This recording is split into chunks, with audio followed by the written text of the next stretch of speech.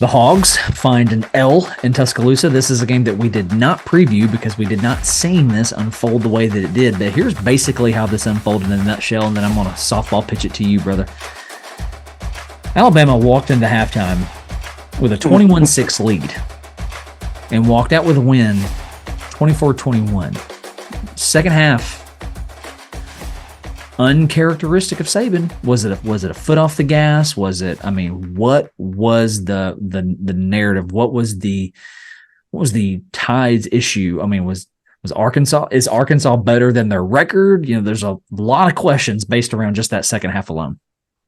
If anyone's going to be better than their record, Arkansas certainly got a case because of their schedule so far, because of losing a home game to BYU, and it's not that BYU team. You know, there's no Zach Wilson per se, but you lose to them at home. You come back, you go toe-to-toe with LSU before LSU was playing kind of as poorly as they did there for a stretch. But, yeah, if there's anyone in the country that's better than their record, and their record being 2-5 now, it's Arkansas, because the schedule's brutal.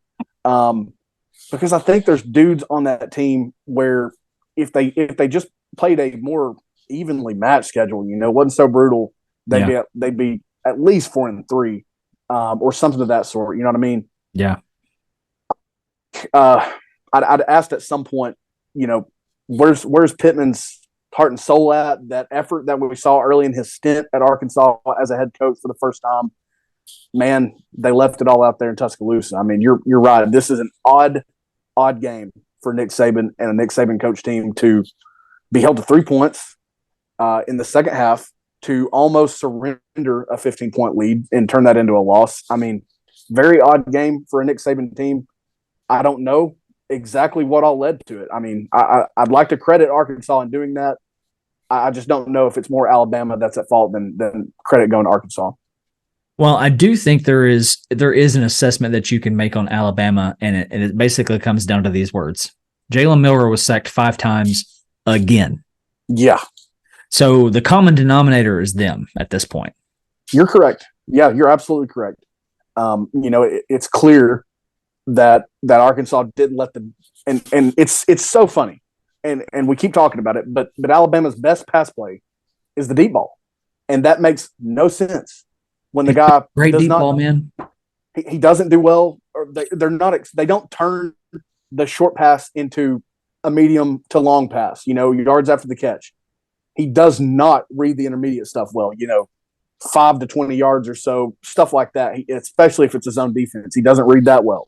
But the deep ball, he throws it so pretty, and maybe even especially when he's about to get hit, which is terrifying with Tennessee traveling in there next week.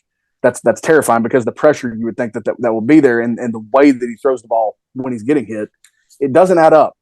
They wanted to be death by the run game for opposing defenses. They are most certainly not that. Yeah. Yet another game where, despite the sacks, his rush yards are just super peculiar, because he didn't even net positive yards. His longest run was 7. Mm-hmm. These are just really weird things that makes me wonder if the hits have taken a toll, if there's something that we don't know about with him health-wise. It's clear to me he is still your best quarterback in Tuscaloosa for this season. Yeah, I agree. No question there. But they're super kind of feast or famine with their offense at this point. I mean, it just doesn't add up. Let me present this scenario to you. Going into the week, let's rewind time. Let's say your final is going to be 21-24. I'm not telling you who the winner is. Your final is going to be 21-24. Okay. Jalen Milroe is going to go 10 for 21, and he's going to be sacked 5 times. Are you picking Bama to be that winner? Well, what they've done this year at times is won against all odds. I mean, there were so many statistical categories that Texas A&M won handily, and they lose that game at home. So I'm probably still saying they lose the game with that in mind. But again, it's got to be killing Saban. I mean, it's literally got to be taking years off his life at this point. But it's what they do right now. They're back to ugly wins. They're back about 15 years right now. A win is a win is a win, right? Amen, brother. Just the comments on Jalen Milroe. This is not obviously a preview. This is a recap episode, but I will say, if he throws a great deep ball and we don't want anything underneath, we press, and something we would do really well is bringing pressure. I like that formula. I 100%. like it. 100%. You just need a margin. You would just need a marginally better offensive game, really, for Tennessee to go do that. And it's not a preview, but this Alabama team it's the weirdest one that I can really recall. I mean, sure, I was a little perplexed with the things that Lane Kiffin got out of Blake Sims 8-9 years ago, 10 years ago, actually. I was perplexed by that. I'm more perplexed now because they've kind of got some of the old guard back in their coaching staff. Kevin Steele's back. They're definitely very fresh at offensive coordinator with Tommy Reeves, but they're just super feast or famine. There's just not really in between. Yes. So check this out. Arkansas is going to be basically fighting for bowl eligibility with 1, 2, 3, 4, 5 games left. They're going to host Mississippi State. They're only a 7-point favorite. They're going to travel to Florida. They're going to host Auburn. They're going to host FIU and host Mizzou. He can only afford one more loss. You've got, from what I see there, you've got one guaranteed win on that schedule. You got one. I don't like their odds to be bowling come postseason. Don't like it. I don't either. I do like matchups for them in each of those games. Their defensive line, their pass rush, Landon.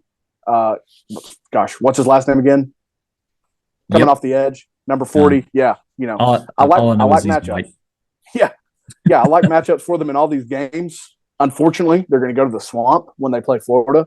They do get Mississippi State and Auburn at home. If they win both those games, mad credit to Sam Pittman after what we've seen so far. But going to be very tough sledding to get the bowl eligibility. And I just feel like, man, if he doesn't get the bowl eligibility, I don't know how much longer they can kind of continue with 500 not quite getting bowl eligibility, especially when you got a quarterback with the expectations KJ Jefferson had coming in. Pandemonium reigns.